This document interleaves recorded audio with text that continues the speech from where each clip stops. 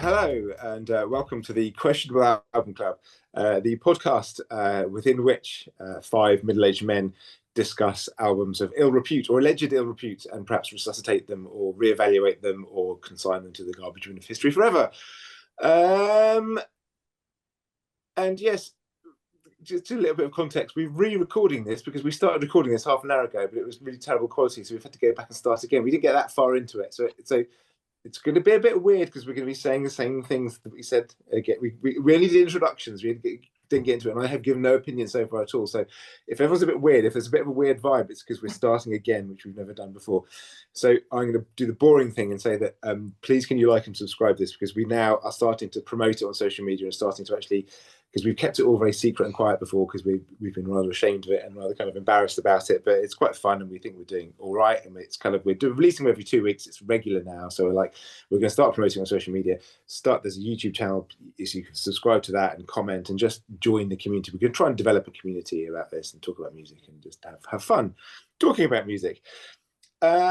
Speaking of which, today's album is was chosen by Steve Gibson, is Grinderman 2, which was the 2010 second iteration of the Grinderman concept, which was the sort of a sort of shrunken version of Nick Cave and the Bad Seeds, sort of a garage rock side project.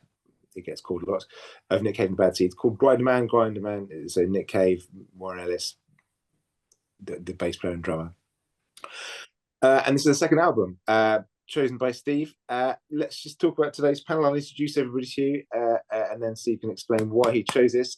Ross, we've got Ross English, his third time joining us on the pod. Ross English, good evening. Thank you for joining us. Nice to see you again after all this time. We've got Marcus Kingwell. Hello, Marcus. Good evening, Seb. I'm just thinking with Ross, actually, he's about to overtake Steve Webster in terms of number of appearances. So keep going, Ross. You might elbow out Webster on a permanent basis. I think we should have a rule where if you appear 3 times, then that should qualify you for a pick. Get to keep the cup. Yeah, exactly. Exactly. Bad idea, actually. Yeah, anyway. Yeah, but Steve's in charge. Steve does. I'm in charge of the guests, so yeah, you can. Yeah, Gibson does the rules. Gibson's sort of like Attorney General. Noted. Yeah. We've also got another guest. For his first appearance on the pod, we've got Mr. Steve Hackett. Thank you, Steve, for joining us. Thank you for inviting me. Yeah, you haven't done it yet. You're here for half an hour. We're starting again. We won't be thanking you soon. And of course, we've also got Steve Gibson. Hello, Steve. Hello. Good evening. And it was Steve. It was you who chose this album. Do you want to tell us why? Well, this ticks all my questionable album boxes. It's a huge, massive pop star of the establishment who decides to do a rock album. Everyone, all the press, he's untouchable apparently. All the press love it, despite everything he does is untouchable. He does a song with Kylie Minogue, and it's brilliant. It's amazing, even though Jason Donovan had already done that. Better track as well, to be honest. But Grinderman, he does so all the press are all over it, and it's as an old rocker, as a non-rock person doing a rock album, then having all the press and all his fans shitting on about how he's redefined things, how amazing it is, and it's on the cover of Wire, which thoroughly annoyed me. So for me personally, this is just ticks all my questionable album boxes. And on first listening, I was within 10 seconds completely irritated by it. And the first listening was very difficult, but then I hit, much like Ross did in the first the other week with Slayer, he had to change his way of listening to it and discovered something in there of substance. I had to do the same, and thankfully I had a revelation, but I'm not going to say any more until we go round again. And you didn't mention when we went in the you didn't mention you had a revelation. I did, yeah, I did. Did you? Oh. Yeah, I did. Sorry, right, okay. Pleasure, how much you listen. Your revelation is to come. Ross English, in our first attempt at this, I said you looked to me like you might be a Nick Cave fan. It turned out you were a Nick Cave fan. So give us your context. Yeah, I'm a huge Nick Cave fan. I think he's absolutely terrific. I'm not a completist. I don't own everything he's got, but I own probably more than I don't. And I've seen him live on a number of occasions, and it's always been terrific. In fact, I think I saw him in the early 2000s in a warm-up gig at Hastings Pier, and I think if push comes to shove, that might be my favourite gig I've ever been to. So I was a I was adored, you know, and easily pushed open on this one. I thought this is terrific. I mean, as an album, I think that the whole idea about it being, you know, a departure and a, you know, new territory, I think is just not true. I think some of that came from sort of journalists who probably only really got acquainted with Nick Cave since, you know, sort of like The Boatman's Call, which is a sort of really gentle and absolutely fantastic, you know, fantastic album, and maybe some of the stuff from that. And actually looking back from what he does now to it, you can think, oh, was this different? But it's not really. I mean, it was Nick Cave playing guitar, but guitars were always a big part of the Bad Seeds sound. And you stick it alongside something like the first Bad Seeds LP, From Her to Eternity, or even the last Birthday Party, Junkyard, and it's, you know, it's very much of a piece. And you know, while and some of the tracks on this would, you know, would equally sit on other albums, such as, you know, Abattoir Blues and Dig Lazarus Dig, which was between the two Grindermen. So I don't see it, you know, sonically as different. I think lyrically is where there is a change. It's much more, I think, more sleazy than a lot of the other stuff he's done. And I think at certain times that doesn't quite work. And I think there are a few times when I think a do-over would have been good. But you know, the most important thing is, the thing I love about Nick Cave is how hypnotic its music is. I can get absolutely lost into it, in it, and I did with this, and I thoroughly enjoyed having an opportunity to revisit this album. So thank you, Steve G. Interesting. Marcus, you strike me as somebody, don't know why, who is not a particularly big Nick Cave fan. Give me a little potted history of your relationship with Nick Cave, as it were, and your first impressions of this album, Marcus. Well, just before I go into that, I just want to just point out that I've done my lighting specially for the Nick Cave look. I've gone for a black and white thing. I've got the curtains at the background. I'm looking kind of pale and ill to get into the whole thing. Say if you're frowning, maybe you're thinking this is how I look all the time. But anyway, there's something weird about doing this a second time in one evening. It's taking all the colour out of my cheeks, but that's fine. That's got me in the spirit. No, you're right. I'm not a Nick Cave fan at all. I obviously know of him very well. As Gibson said, he seems untouchable as far as the press are concerned. I have a sort of admiration from a distance, and have tried to listen to bits and pieces of his, but really it hasn't grabbed me in the past. My most recent thing before today, when I dived into Grinderman, was a movie that was on quite recently, a sort of partial performance movie, I suppose, This Much I Know to Be True, that got some rave reviews. And I watched it. I was in that sort of mood, like, yeah, I know this is brilliant and I really want to get into it, but somehow it's not quite penetrating me. And I felt a little bit of, is this the Emperor's New Clothes? You know, is it really as good as people make out to be? So coming at it from quite a difficult angle to enter into Nick Cave's world. But interesting, Ross, you said Nick Cave is probably the best gig one of the best gigs you've ever been, maybe even your top all-time best gig. My brother's top gig was seeing Nick Cave in Berlin a year ago, and my brother's seen him several times, and he says, you know, we often have these sort of conversations, don't we, about, you know, your best gig, and we end up saying, oh, there's a number of them and you can't put them at the top. But for my brother to put something at the top, and Ross for you to put something, Nick Cave, at the top, that's quite special. He's got something which I can acknowledge. There's some charisma and, you know, I suppose it's genius really that makes people put him at that absolute level. But back to me, yeah, I came to this with open ears, but without any fandom, any appreciation, any genuine enjoyment of his music. So with some trepidation, put the first track on, and it hooked me very quickly. I liked the sound, I liked the songwriting, I thought the lyrics were intriguing. I've listened to the album 4 times today, and it gets better with every listen. So yeah, really pleased. I'm going to stop there because there's 2 rounds to this conversation, and that's my taster of my overview so far. Marcus, I don't think you've listened to an album 4 times before. I think 4 times is a record for you. This is a record. It shows you what an impression this has had on me. Normally I'm very quick to make it. I mean, to defend myself, my first impressions when I have gone back to other stuff have always been correct. So I'm quite quick to judge and then to be kind of correct for Who's me. right? Yes, prove myself Okay. right. But there's a richness that comes from multiple listenings. Of course there is, and I've enjoyed it very much today. I fucking told you that last time. Steve Hackett, thank you for joining us, Steve. Really appreciate you being here. Tell us, do you like Nick Cave? Do you like this album? I do like Nick Cave, Seb, very, very much. I'm in Ross's camp on that one. I've been going to see him live for 40 years now. First gig was a birthday party in 1984, and the last one was last Friday at the O2 Arena. And, you know, there's 40,000 people over 2 nights there paying a lot of money. I mean, he's definitely got something. 67-year-old, and, you know, the intensity that he brings to a performance is just incredible. And he's absolutely incredible. He's never disappointed me. Not all of his albums are good. I've got them all somewhere over there. And Grinderman 2, obviously one of them. I even bought the remix album of this. There is a remix album of it, if anyone's heard it. What do you mean a remix album? Remixed by who? A remix album of Grinderman 2. Remixed by who? Oh, well, all sorts of people. But there's even a version of Heathen Child with Robert Fripp all over it.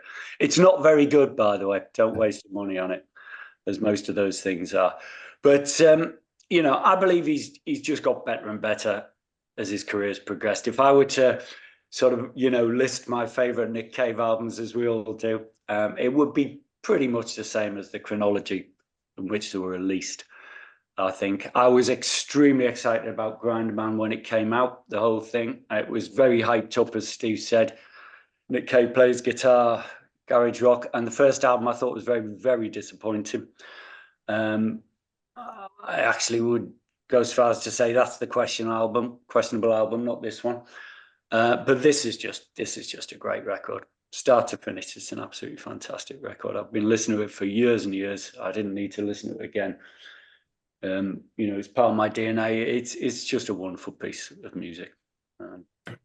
I think there you go. And it's got Palaces of Montezuma on it, so you know, which I'm sure you're all absolutely madly in love with by now. Or am I wrong? Wow, Steve, that's quite funny, isn't it? So two of our guests really not only have the album but love him. I've seen him multiple times. Yeah, extraordinary. So right, well,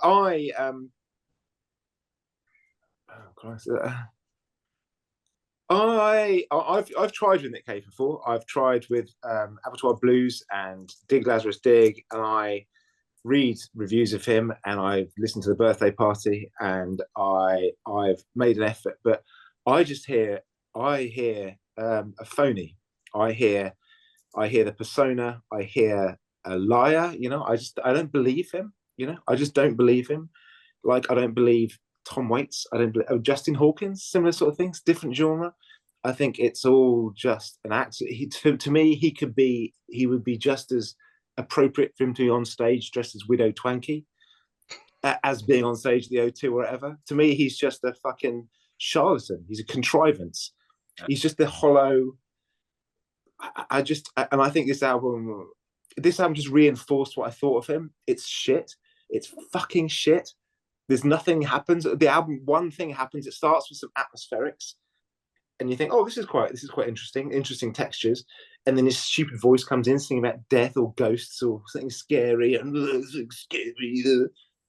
then there's no barely a chorus or anything, and it sort of finishes. There's some weird guitar effects. And it was utter fucking shit. And I hate it. I hate him. Brighton, LA, exactly. So there we go. I'm actually getting a bit het up. So yeah.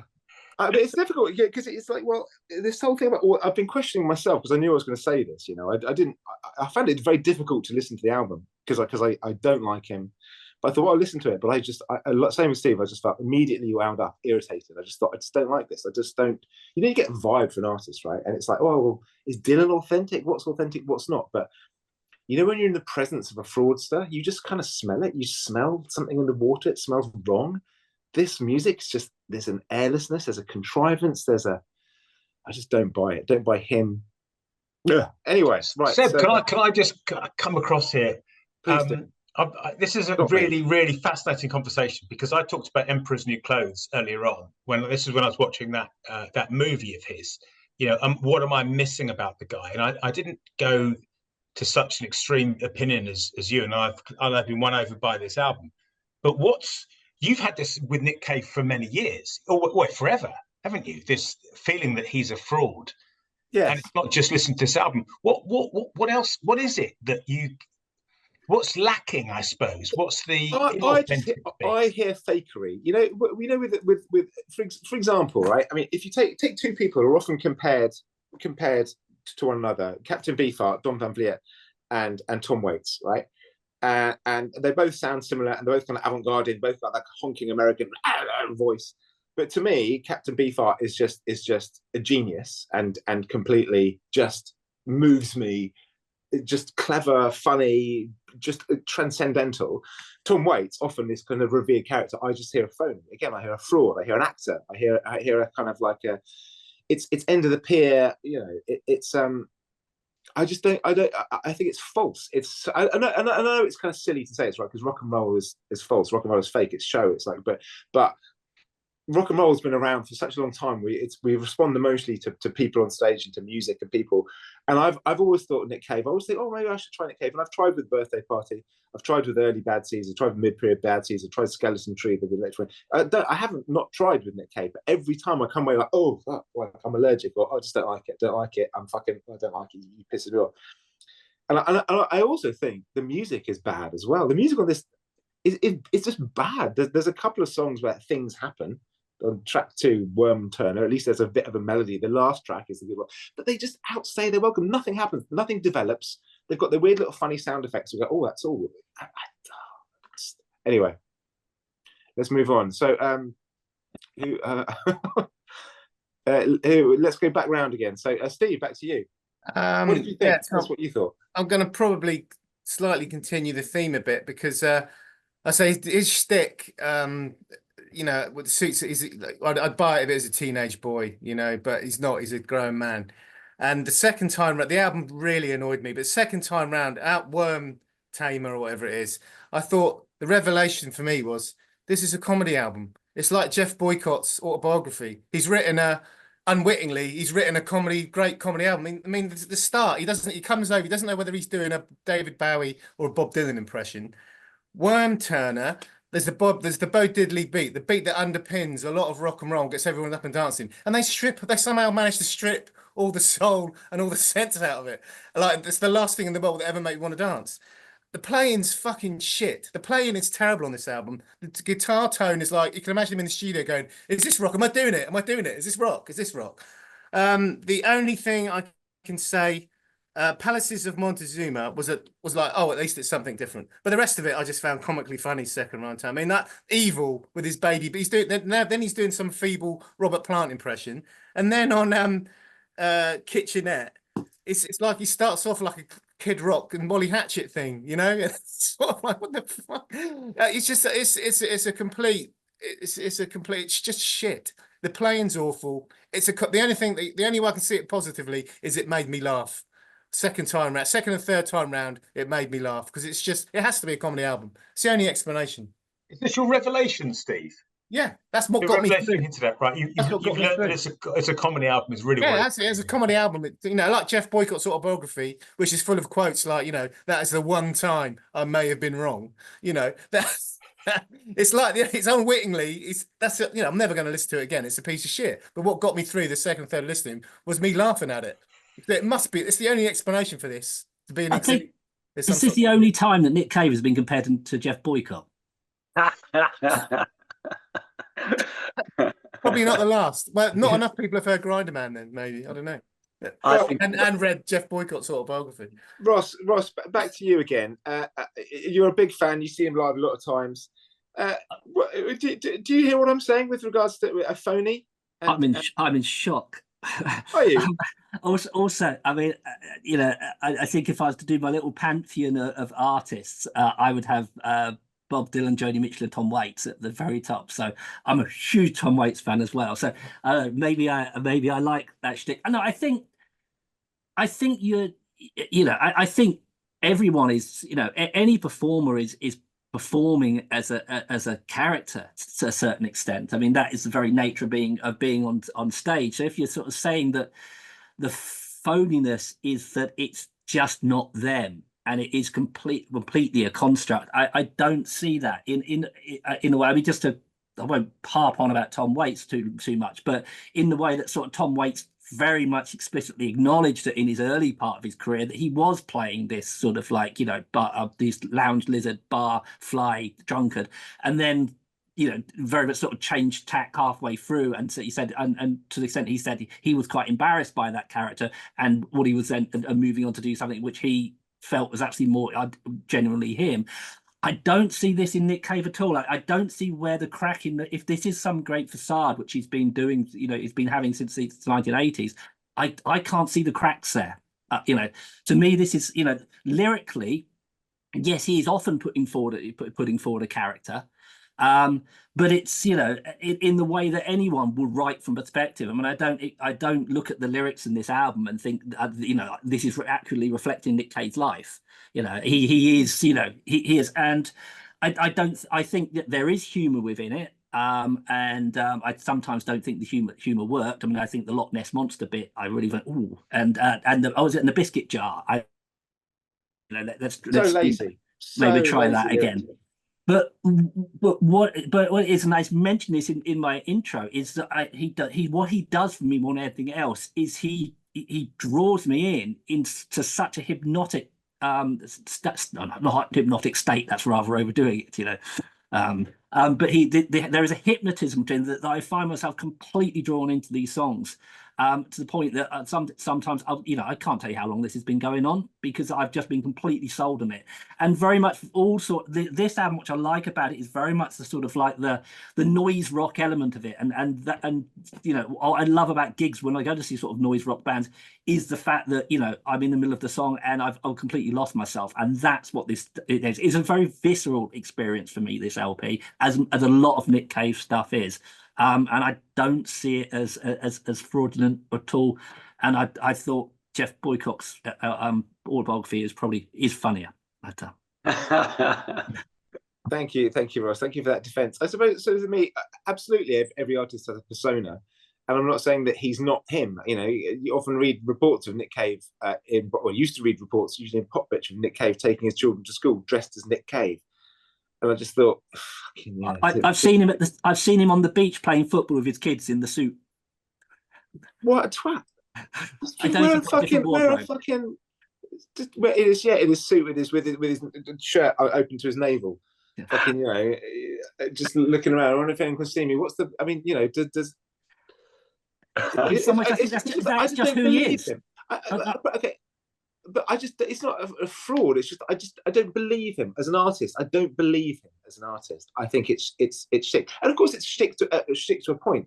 I was thinking about, what do I think about Dylan, for example, right? And he's gone through so many different faces, but there's something intrinsic. There's a power to him. There's a lostness. There's an attempt at something constantly with Dylan. Even when he loses it, he's always still interesting, and you still want to hear what he is. Who is he? What's he? And he's trying to find that out himself. With Nick Cave, it's like he's fucking Herman Munster fronting a primary school percussion workshop. I'd like to see that. So, who's next? Marcus. Well, I'm glad this podcast has taken the twist, actually, because I was starting to get a bit worried before when we did take one and we came to the pause and we hadn't got to you said, it was looking like top votes from everybody across the panel. And if we were going to lose the dynamic of the opposition that we always have within these pods, I was thinking this is going to be a tough episode. But it's taken a new lease of life. So for that, I'm very grateful for the contrary views of Seb and Gibson on this one. Well, I suppose we've got two cast iron fans on the panel today. So they approach this from a particular angle. We've got two people who've tried, well, certainly Seb, you've tried, and you've made your mind up based on a good hard listen over a number of years. Gibson, you've given this a second time round, and I like that. You appreciate the revelation thing. For me, it's it's won me over on many levels, actually. I like the guy himself. I've got no draw to. He doesn't appeal to me. He doesn't sort of pull me in the way that Ross gets. But the music on the album, I think, is fabulous. I love the weird sound effects. I like the odd guitar tones. I like the fact that it's shambolic in places. I like the fact that they go quiet on certain bits. The simplest thing of all that's missed out by so much rock music, they actually bring some quiet down and rebuild the song up again. I like the fact that it's built. The opening track is built around just 2 or 3 notes that continue and drone and go round and round in a loop. I find that really interesting. I like the fact that the bridge doesn't turn up in these songs as well, or a kind of conventional chorus. It's just interesting sonic stuff coming towards my ears, and I've thoroughly enjoyed that all the way through. My only criticism, and it's one that I do probably on almost everything that I listen to, is I am desperate for a change somewhere in the record. Like if he'd come back in with one of his typical piano songs in the middle, I'd have quite appreciated that to give the album itself more light and shade. But that's just me being picky. I was surprised by Palaces of Montezuma because it sounds like it's from a different recording session. It's so different in its composition and its sound, but I really loved it as well. I haven't really got bad things to say about this album on any point. So and production, I think the kind of the soundscape this creates, the layers, the differences, the way you can hear stuff that comes through, it's just fantastic. It's the whole early 21st century alt rock thing done in a really interesting way without the kind of cliches and rehashes that had gone before it. So yeah, my views are unchanged from hearing the other feedback on that, apart from, I suppose, the one thing where I differ from Steve Hackett and Ross is I'm not drawn into Nick Cave the man. I haven't got any, still have no interest in him, but as this is a piece of work, yeah, absolutely love it. Thank you, Marcus. Steve Hackett, Yeah. do you want to give us your thoughts on Yeah. the personae? Well, the persona of Nick Cave. I agree with you entirely. Well, I agree with Steve, by the way. I think this is a comedy album. And I think he couldn't do that sort of thing with the Bad Seeds. He's just doing stuff he couldn't do on the Bad Seeds. The lyrics are ridiculous, you know, some of them. You know, Palaces of Montezuma, which is such a beautiful song, you know, that classic line, the spinal cord of JFK and Marilyn Monroe's negligee, you know. I mean, he's not going to do that stuff with the Bad Seeds, you know. So I think this, you know, it's probably an outlet for that in many ways. I think I said earlier, you know, I think Grinderman 1 is a dodgy album. I think that sort of, you know, they came out, it almost sounds like there was something that they didn't give much thought to, you know, they just went in the studio and did it. Nick Cave obviously played guitar on that. I doubt how much he plays on this thing. This sounds like it's all Warren Ellis to me. And as such, it's absolutely brilliant. I think the sound's amazing. Steve pointed out, and, you know, I don't know if you lot do the same thing as me, but, you know, whenever there's, you know, a bunch of records, I think, I'm not quite sure about that. I'm not quite sure about that. I'll make a CDR, you know, with the best ones from one record and the best things from another. I did a Grinderman one. And basically, Steve was saying about Evil and Kitchenette, which are the weaker tracks on the record. There's absolutely no doubt about that, you know. Evil is definitely not as evil as it likes to think it is. And Kitchenette is the classic Cave by Numbers track, you know. And then you got that filler thing sandwiched in the middle of it, sorry, What I Know. But the rest of the album's just amazing, man. The first 3 tracks are just so exciting, I think, you know. You haven't got a clue what he's singing about. You've got a vague idea that something nasty's going on, but you don't really know. That's what I like about him. And then, you know, Palaces of Montezuma, Bellringer Blues, I mean, they're just great. It's a beautiful record.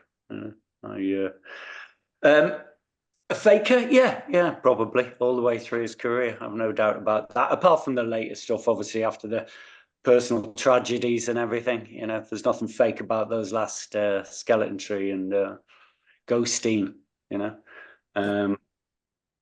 But yeah, he's a persona, isn't he? He always has been all the way through, from birthday party to now. But that's a good thing. That's what it's all about. It's fun. It's entertainment. I think he knows that. Yeah.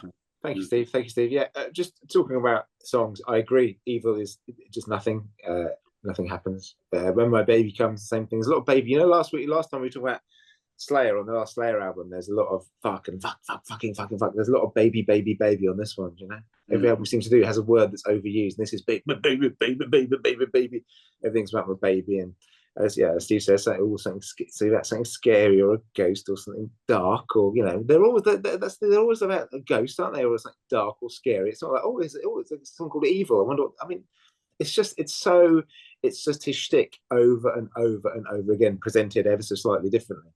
And then we go, oh, so yeah, individual songs. I mean, yeah, I thought the last two were okay, but then they outstay their welcome. There's an airlessness to this music. There's a lack of joy. There's a lack of dynamism. And Marcus, when you say, oh, it's kind of slightly experimental, interesting, avant-garde rock record, I could tell you 1,000 more interesting avant-garde experimental rock albums that have joy and are questing. This is just, will this do? You know, there are some interesting sounds, right? But they're used in such a sort of cynical way. There's a real jadedness. There's a cynicism. There's a sort of and if Steve Hackett, you're saying this is the more lovingly put together. The first one was Will This Do? This is like, oh my God, thank God we're not doing the first one, because that sounds like an absolute So I just found, you know, I listened to it last week. I listened to it. I put it on. I couldn't get past the first song. I just don't like it at all. Like anything about it at all. Like how it makes me feel. And I thought, oh God, I've got to properly listen to it. So I listened to it yesterday. Went for a big walk. Listened to it twice. Listened to it again today, and it just winds me up. It doesn't grow on you at all. The songs outstay their welcome very, very quickly. As we've said, as Marcus said before, there's no bridges. Heaven forbid you do a bridge. Anything's conventional as a bridge. Or choruses. You know, they have ones that it's so half-assed. Musically, it just isn't interesting, guys. It just isn't. It just isn't. One thing happens. They have a vibe. Even that quiet one that starts quite nice, but it's called What I Know. It starts off quite nice. There's a sound bed. I know they do Warren Ellis and Nick Cave. They do quite a lot of soundtrack stuff. They did The Road, and they've done other soundtrack stuff. And I've watched these films, and you can kind of hear it to them, because here's the looming, menacing music by Nick Cave and Warren Ellis, and it's just like, you know, and it's so try hard what they do, but it never goes anywhere. It's just not good enough. It's like you know, Warren Ellis with his I don't know if you know Warren Ellis, Steve Gibson, but he looks like more of a twat than Nick Cave does. He's like, you know, dirty old suit, really thin, massive beard, bald. I'm such a larrikin, you know. It's poser music. It's fucking poser music. He did write a book about his book, Nina Simone's Gum. It's good. It's actually quite good. The band in the Baddies, it was a Meltdown festival at South Bank, and Nina Simone was playing, and she was playing the piano. She was set, and she left a piece of gum on her piano, and he went, and at the end of the show, Warren Ellis went and nicked the piece of gum, and he turned it into a locket, and he wrote a book about it. It's actually quite a good book. Did you see that thing in there, Seb, when they were hosting the Meltdown that she was at, you know, and obviously they were massive fans, and I think it's in that film, the clip Warren Ellis dares to, like, because she's famously grumpy, isn't she? She was quite a difficult woman, and so Warren Ellis goes into the green room or whatever beforehand, said, Miss Simone, you know, is there anything I can get you? She said, bring me sausages and cocaine. See that, I get that right. So she's real, yeah. She's real. She's real. That's Nina Simone. Warren Ellis was probably so desperate to kind of see someone real, someone honest, someone like, oh my God, you know, an actual artist, as opposed to someone who's wearing stupid trousers and stupid facial hair. And it's like, you know, yeah. So again, the depth of the songs. There is no depth in the songs. It's all surface, no feeling. You know, yeah. There is no feeling in this. There's no. The songs aren't rich, and it's like a travel brochure. It's just bollocks. Right, so let's go round again. So Steve, final thoughts. Final thoughts / summing up, and your score out of 100, please. Of course, yeah. My final thoughts are, it was truly as irritating as I thought it was going to be. The only way it gave me a laugh. That's the most positive thing I can say about it. Playing's awful. The songs are terrible. He's a dick. The only decision was it going to be over 10 or not? Was it going to be over 10 or not? But then Ross's story about seeing him on the beach just as Nick Cave playing on the beach has pushed it to below 10 for me. So it's 8 out of 10 because it gave me a laugh. Steve's 8 out of 100. 8 out of 100. 8 out of 100. Sorry, yeah. Okay. Thank you very much. Ross, summing up, mark out of 100, please. Yeah, I think it's going to be feast or famine today. Is it not? It appears so. Yeah, no, I love this. And you know, it's not perfect. I think it does dip a little in the middle. I think what I know at Evil is it dips, but there's enough there that just got me absolutely wrapped up in it, and I had a wonderful time listening to this. So I'm gonna go for, if it was out of 10, I'd probably give it an 8. So I'm gonna go for 80. Nice and clean, Marcus. Well, I thought of my number before anybody said their numbers here, so I've got 80 as well. 80. Thank you, Steve Hackett. Well, you want a number? Out of 100, please. Yeah, and it's a quick summing up if you want to, or just a number. 2.5 as good, 1 shit. Let's go for 95. No. Sorry, my maths is terrible. Let's go for 85. Let's go for 80. Hard to get to mark something out of 100, Steve. It's like go back to that thing that was amazing. That there's a picture of him in his suit like that playing on the beach. Did anyone see that picture when he wrapped his car around a lamppost? I think that was in Hove or something. And you know, the police arrived, and obviously these photos arrived, and he's dressed. They obviously caught him off guard. He wasn't doing his posing thing, and he's got some horrible big black shiny puffer jacket on, and the car was like some red modern Jaguar, the most done cave type of car. That humanises him a bit, Got caught off guard there, he probably did that on purpose as well. Yeah, maybe he did. You are right. He is a bit of a faker. But that's what this album's for. That's what Grinderman's for.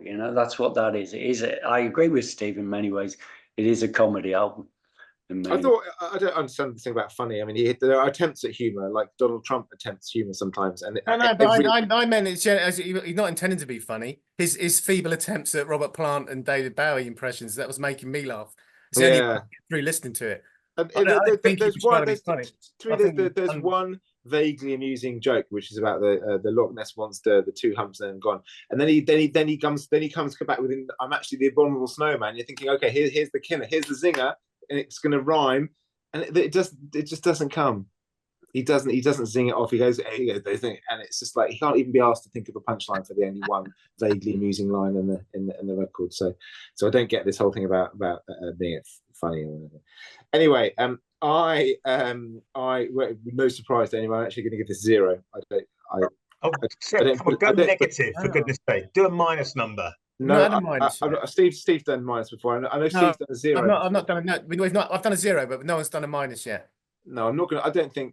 I don't want to go anti-match. I think it sets a bad precedent, because otherwise you go minus 50 plus 1. Yeah. You're right. That's why I didn't go minus. But I'm just going to do it. This is utterly meritless, musically, vocally, lyrically. Everything about it just stinks to fucking high heaven, and I despised it. I despise everything about it. And I've got here written in capital letters, it's music by cunts for cunts. I'm sure that's one of the nice things you've ever said about to our guests. So that altogether, I've been working this out as we went along. So that gives us altogether. So we've got Steve Gibson 8 out of 100, Ross 80, Marcus 80, Steve Hackett 85, and I'm giving it 0. And that gives us out of 100 an average, a mean score of 50.6. And that 50.6 puts us. Hang on a second, I've got the list of the doodahs. That puts it number 4 on our list. So this is now the 4th most popular. So Thunderbox by Humble Pie still number 1 with 72.5. Drama by Steve Hackett. You'll be very pleased to hear that. That is our second scoring record. That's 61 out of 100. Then we've got God Hates Us All on 52. Incredibly, our 3rd highest. And this, what did I say this was? Fourth, yeah. What did I say? It was 50.6. I'm just right. Yeah, No. 50.6. So fourth, yeah. Okay. Thanks everybody. And I think that's about right, isn't it? Right, because we've got lots of love and lots of hate. There we go. Okay, that was interesting. So it's my turn to choose next, and I'm choosing what I sort of thought is kind of all a bit obvious, really. I suppose I think some of us perhaps have been assuming that someone else is going to say this, but I hope it's not too obvious. I'm choosing a Genesis album, and you can probably all guess which one it is. It's their 15th and their final studio album from 1997, and it's Calling All Stations. It's the Genesis album that the bloke from Stiltskin is the singer on.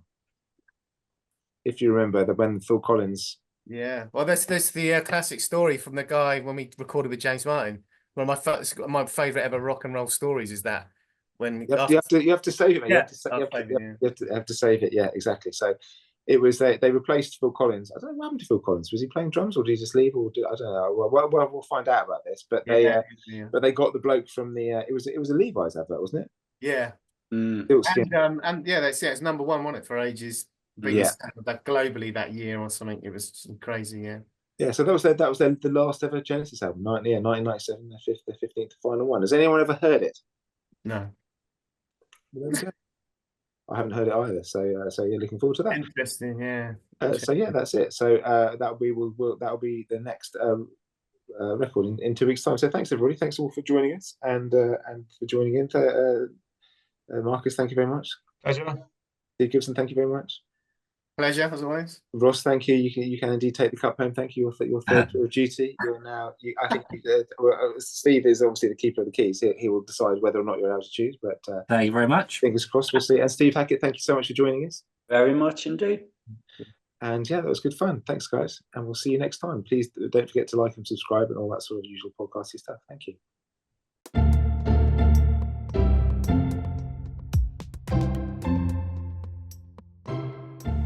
Questionable.